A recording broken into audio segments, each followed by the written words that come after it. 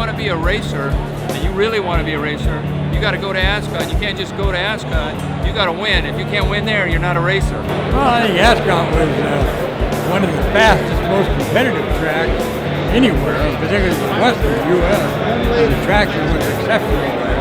It was huge to have that racetrack here, and the kids nowadays, not to jump subject, don't know what it's like to ride week in and week out on a true 90-mile-an-hour, half-mile racetrack that had traction that would scare the East Coast riders, hands down.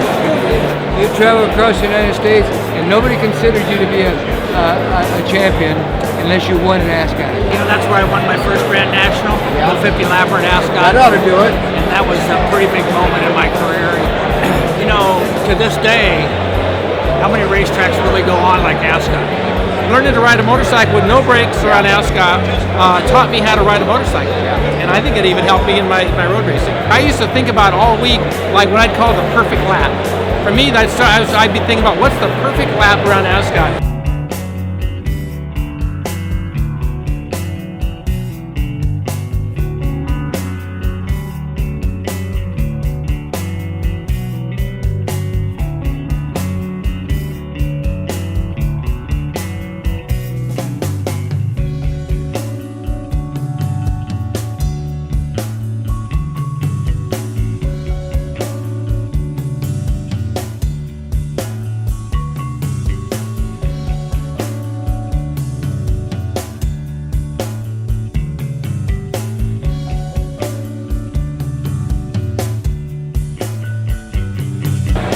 Aggie would help me out with a little bit of fuel costs, and I used to get out of school at about 8 o'clock in the morning on a Friday and be able to make it to the gate on Friday night and race on a Friday night.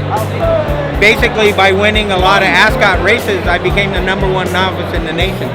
JC Agajadian picked me up, literally picked me up and carried me to the winner's circle.